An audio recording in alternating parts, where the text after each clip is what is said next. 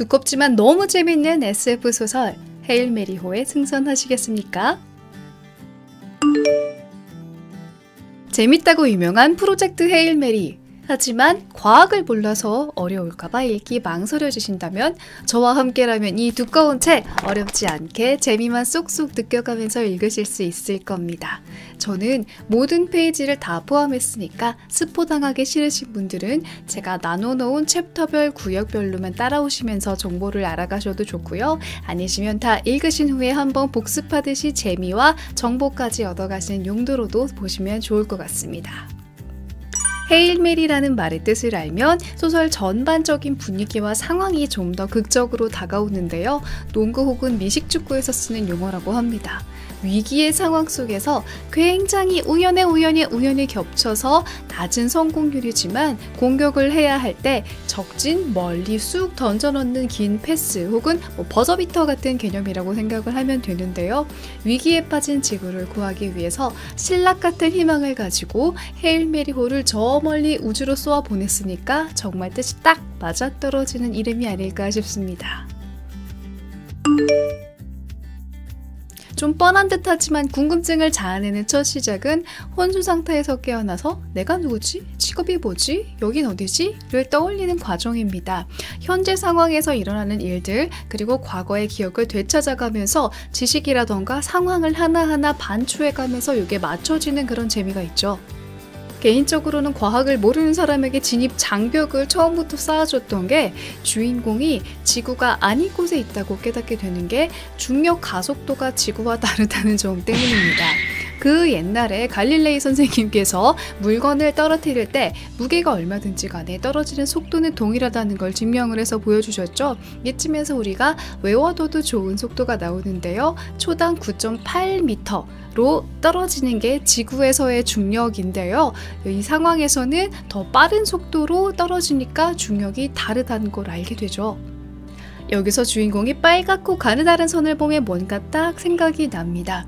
지구를 위기에 빠뜨린 페트로바 선인데요. 태양이 조금씩 어두워지고 있는데 이 페트로바 선은 점점 밝아지고 있다고 합니다. 어떤 관계가 있고 어떤 물질인지 금성 주변에 가서 채취해 오는데요. 이 페트로바선의 구성 물질이 생명체라는 걸 뉴스로 보게 된 학교의 과학 선생님 라일랜드 글을 쓰는 주인공이죠. 그 다음날 에바스트라트라는 여성을 만납니다.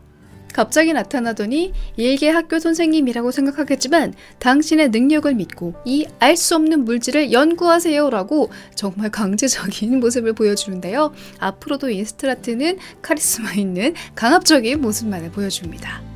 그래서 연구해보니 빛을 에너지로 쓰고 있는 어마무시한 녀석들입니다. 이름을 아스트로파지라고 붙여주는데요. 대부분은 물로 이루어져 있고 사람이 항상 체온이 36.5도 정도 되듯이 얘네들은 96도 정도로 일정하게 유지를 합니다. 아스트로파지는 연어처럼 번식을 합니다. 강에서 태어났다가 바다로 가고 알을 낳기 위해 다시 강으로 돌아오는 것처럼 빛을 먹고 살다가요. 이산화탄소가 많은 금성 가까이로 막 열심히 갔다가 거기서 번식을 하고 다시 태양으로 돌아오는 그런 생활을 하고 있습니다. 관측을 해보니까 이 골칫덩어리들이 우주의 모든 별들한테 이런 악영향을 끼치고 있는데 단 하나 타우세티라는 별에는 그런 영향을 미치지 못해요. 그렇다면 우리의 해결책을 여기에 가서 찾으면 되는 거겠죠. 근데 이게 서울에서 부산 가는 것처럼 쉬운 문제가 아니에요. 12광년 정도 멀리 떨어져 있다는 건 그만큼 우주선의 연료가 충분해야 된다는 의미인데 이거를 어떻게 구현하지? 라고 생각을 하는데 아스트로파지를 이용하자는 겁니다. 아스트로파지는 빛 에너지를 어떻게든 질량으로 바꿔놓는데요. 굉장히 작은 질량이라도 엄청나게 큰 에너지를 가지고 있습니다. 여러분 원자력 발전소에서 쓰는 우라늄이 되게 요만한 사이즈인데도 전기를 이만큼 생산해내는 걸 생각해내면 질량으로 바꾼다는 게 대단한 의미를 가진다는 걸 아실 거예요. 그래서 기술적인 면을 해결하기 위해서 아스트로파지를 양식장처럼 배양기라는 환경에서 엄청나게 많이 키워내기로 합니다. 이렇게 기술적인 해결 말고도 또 해결해야 될 문제가 하나 있었는데 바로 우주선에 타는 사람들, 승무원처럼 승조원이라고 하죠. 이 사람들이 몇 년씩 있다 보면 사실 우리가 DP에서 보는 것처럼 사람들이 어떻게 폭력적으로 그렇게 변할지 알 수가 없는 거잖아요. 중력이 다른 환경을 버티는 것도 쉽지가 않고요. 안 그래도 무서운 스트라트가 좀 더 무서워지는 대목이 바로 이쯤이죠. 그렇다면 사람을 코마, 혼수 상태로 데리고 갔다가 그 목적지에 도착할 때쯤 깨워주면 되는 거 아니냐. 심지어 이 연구 결과상 여기에 적합한 유전자를 가진 사람들이 있으니까 사람들을 몇몇을 선별해서 보내자는 겁니다. 하지만 슬프게도 기억이 되살려준 슬픈 현실이 뭐냐면요. 이 우주선에 싣고 온 비틀즈라는 굉장히 빠르게 갈 수 있는 사람이 타지 않은 우주선이 있어요. 타우세티 별에 가서 연구를 해서 정보를 이 우주선에 실어서 지구로 보내고 더 이상의 연료를 쓸 수 없는 헤일메리호 안에서 승조원은 죽을 수밖에 없는 운명이었던 겁니다. 어쨌든 나는 죽겠지만 그렇다고 지구를 다 죽이지 말자 라는 생각으로 타우세티 근처에 온 거는 맞는데 어라? 저기 뭔가 이상하게 반짝이는 게 있습니다. 저건 우주선입니다. 헤일메리호보다 3배나 큰 우주선, 혹시나 해서 마치 영화 엑시트에서 따다다따따따따따다 보내듯이 깜빡임 신호를 줘보니까 저쪽에서 똑같이 따라해요. 외계 생명체가 있다는 겁니다. 처음에는 서로의 정보를 원통형 속의 어떤 물건 모형으로 담아서 주고받으면서 소통을 하는데요. 이쯤에서 이 헤일메리호의 원심력과 중력에 대한 이야기가 나옵니다. 저는 좀 이해하기가 어려워서 이 부분을 잠깐 설명을 해볼게요. 우주는 기본적으로 중력이 없는 상태잖아요. 그런데 각종 실험을 하려면 중력이 필요합니다. 우리도 중력이 뭔지는 알죠. 지구 안쪽으로 계속해서 끌어당기는 힘이잖아요. 그래서 이렇게 한쪽으로 끌어당기는 힘과 비슷한 게 원심력입니다. 물건을 들고 이렇게 원형으로 돌다 보면 이 원의 중심 쪽으로 계속 잡아당기는 힘이 있는데 이게 중력이랑 비슷하죠. 사실 책 처음에 이렇게 원심 분리 구조에 대해서 설명이 그림으로 나와 있어요. 그런데 이게 봐도 뭔지 모르겠다 하시는 분들은 주변에서 흔히 볼 수 있는 이런 마개가 붙어있는 물병을 떠올리시면 됩니다. 이쪽에 배터리를 싣고 다니고 이 앞쪽 이 부분이 사람들이 있는 공간인데요. 원심 분리가 필요할 때는 얘가 이렇게 연결이 된 이 상태로 이렇게 분리가 되고요. 방향을 한번 이렇게 만들어 줍니다. 그래서 이게 이렇게 원 운동을 하게 되면은 원의 중심으로 쏠리는 방향이 생기겠죠. 그래서 이 안에 있는 사람들이 중력이 적용된 상태에서 실험을 할 수 있게 되는 겁니다. 우주선이고 나발이고 그래서 우리가 지금 궁금한 건 외계인이랑 어떤 정보를 주고받았냐 하는 거잖아요. 그들은 에리다니라는 별에서 왔고요. 똑같이 아스트로파지 문제 때문에 타우세티 별을 연구하러 왔다는 의미도 받아들입니다. 직접 만나고 싶어하는 그들을 위해서 진공 상태의 터널을 만들어서 그들은 결국 만나게 됩니다.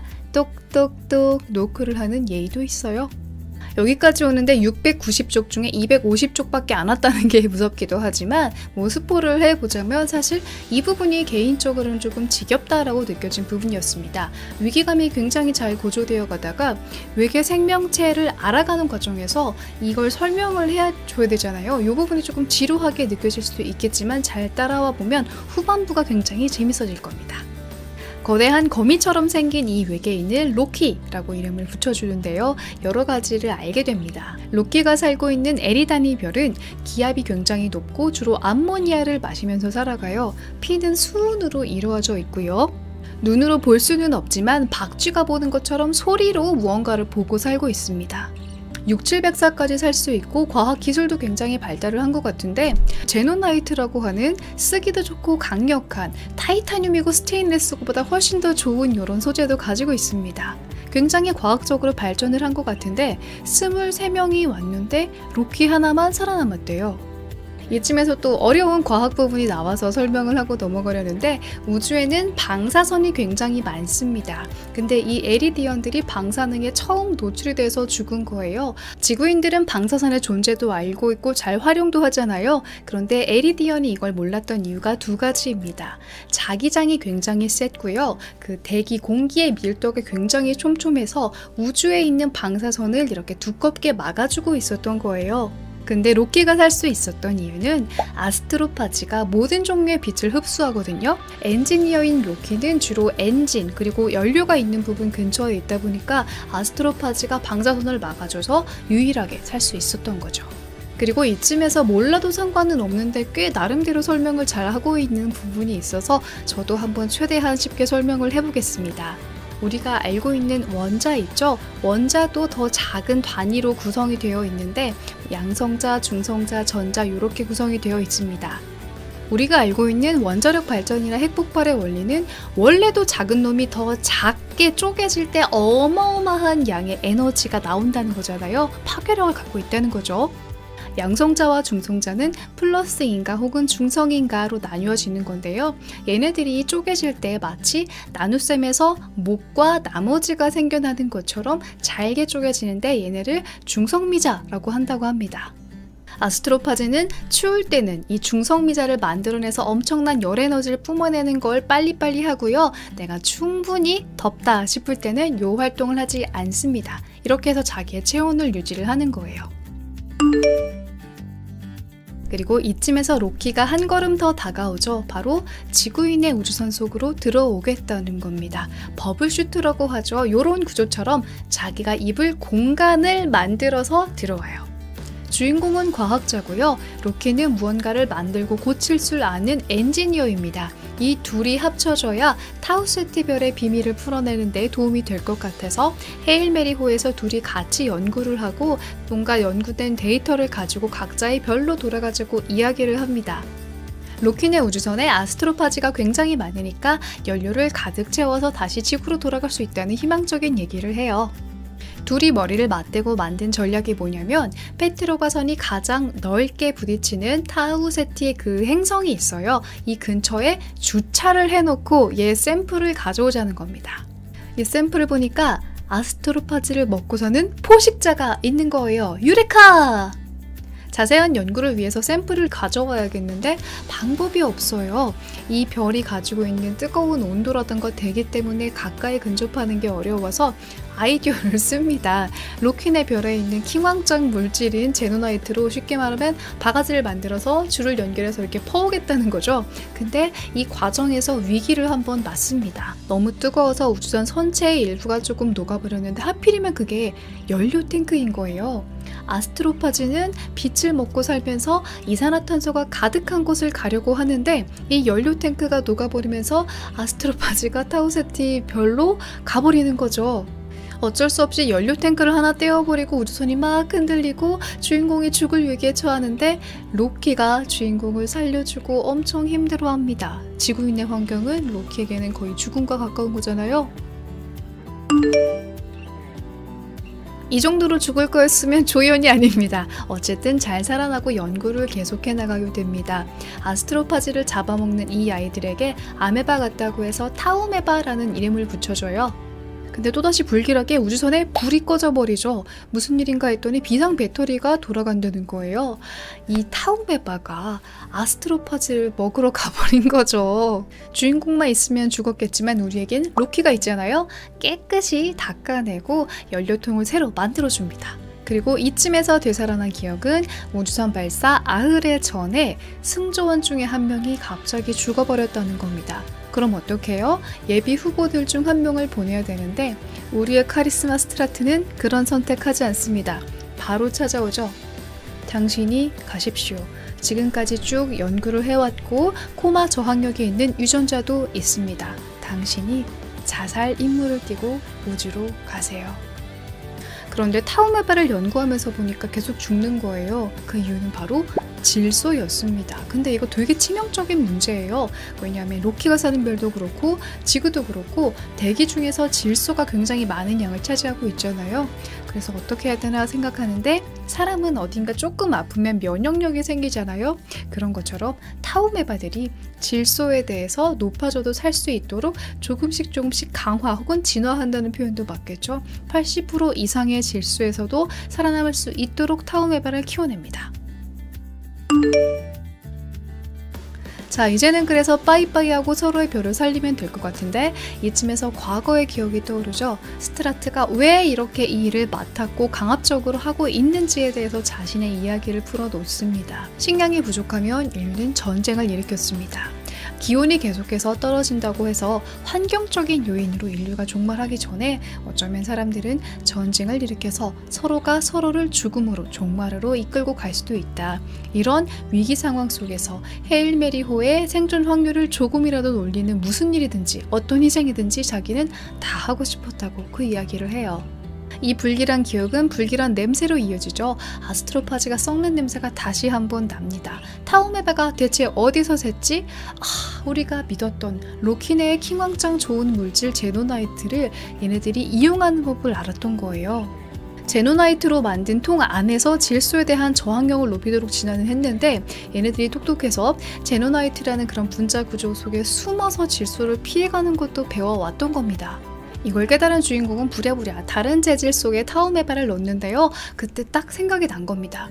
로키는 우주선이 전부 다 제노나이트로 만들어져 있어요. 그러면 타우메바가 또 어디선가 셀 테고 아스트로파즈를 먹어서 혹시 그 별에 닿지 못하면 어떡하지? 되게 진지한 고민을 하던데요. 자신의 친구인 로키까지도 살리겠다는 결정을 합니다. 우주선에 싣고 왔던 비틀즈 있잖아요. 거기에 타우메바를 비롯한 모든 데이터를 넣어서 지구로 꽝 쏘아 보내고요. 자기는 로키가 탄 우주선을 향해서 그 궤도를 따라서 한번 쫓아가 봅니다. 그리고는 눈에 보일 만큼 가까워지자 우주복을 입고 우주로 꽝 날아가요. 로키, 내가 너를 구하러 왔어. 문 좀 열어봐. 로키도 같은 원인은 파악했지만 문제를 해결하지는 못했거든요. 그런데 주인공의 등장으로 안전하게 갈 수 있게 됩니다. 너무너무 감사해하고 있는데 주인공은 그래도 자기는 죽을 거라고 해요. 왜냐하면 식량 때문에요. 에리디언들이 먹는 거는 피가 수은이잖아요. 다 중금속 천치인 거예요.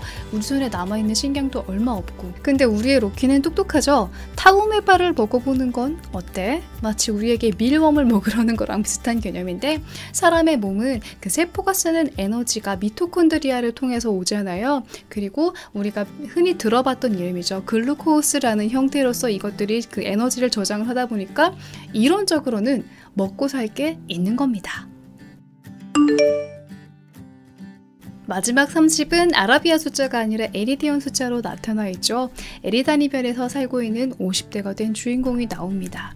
돔 형태로 안전하게 살아갈 수 있도록 집도 제공을 했고요. 음식 문제도 조금 기괴하긴 하지만 어찌어찌 해결을 해주었습니다. 그리고 그들은 천체 관측을 했는데 지구가 다시 예전의 밝기로 되돌아왔다. 당신 지구로 가고 싶냐? 라는 말을 하는데요. 주인공은 이미 나이가 먹어서 우주여행 힘들 것 같기도 하고 또 지구가 어떻게 변했을지 그게 겁나기도 하고 무엇보다 이제는 로키한테 정이 들어서 로키와 함께 살고 싶어서 에리다니 별에 남는 선택을 합니다. 지금 하는 일은요. 어린 에리디언들에게 과학을 알려주는 일입니다. 내용이 길긴 한데 그래도 개인적인 감상평을 빼놓을 수가 없어서 짧게 몇 가지만 얘기를 해볼게요. 이 전반적으로 깔려있는 마션에서도 드러났지만 팍스 아메리카나 같은 그런 자부심 같은 거 느껴지잖아요. 막 군사든 과학이든 미국이 짱이야. 사실 뭐 지구상의 다른 나라들의 과학자들을 등장시키면서 나름 균형을 맞추려고 했지만 깔려있는 그 미국 최고의 자부심 웃기기도 하고 약간 불편하기도 한 그런 느낌을 좀 받을 수 있었고요. 과학이나 기술적인 위기에서 오는 급박한 상황들도 있는데 인간성은 예측할 수 없고 더 무섭기도 하다라는 점들이 좀 와닿죠. 뭐 식량이 줄어들면 전쟁이 일어날 것 같으니까 지구온난화를 더 막 갑자기 세게 한다거나 혹은 승조원을 오랜 시간 동안 태웠을 때 그들에게 일어날 수 있는 무서운 일 이런 것들이 조금 더 와닿는 그런 무서움이었습니다. 우리가 그동안 가지고 있던 외계인의 이미지는 머리가 굉장히 크고 눈이 이렇게 째진 그런 외계인이었는데 로키처럼 생긴 외계인도 있을 수 있잖아요. 언어를 가지고 있고 볼 수 없고 거미처럼 생긴 어떤 외계인의 프로토타입을 조금 바꿔줄 만한 그런 귀여운 매력적인 캐릭터가 아니었나 싶기도 합니다. 사실 주인공 대단한 사람이죠. 공부도 많이 했고 지능도 뛰어난 것 같고 성격도 괜찮은데 어떤 인간적인 어떤 살짝 찌질해 보이는 그런 코믹한 부분들도 있어서 재미가 있었습니다. 영화로 만들어진다는데 가장 기대가 되는 부분은 흉측하게 거미처럼 생긴 로키를 어떻게 귀엽게 인간적인 매력이 느껴지게 보여줄 것인가 하는 게 아닐까 싶어요. 오늘 내용 좀 길긴 길었는데 여기까지 따라와 주셨다면 여러분 이 책 너무나 재밌게 읽으실 수 있을 거고요. 궁금하셨던 점이나 재밌게 공감하셨던 점 언제든지 댓글로 남겨주세요. 구독 아직 안 누르신 분들은 지금 누르시고요. 우리는 자주 만납시다. 안녕.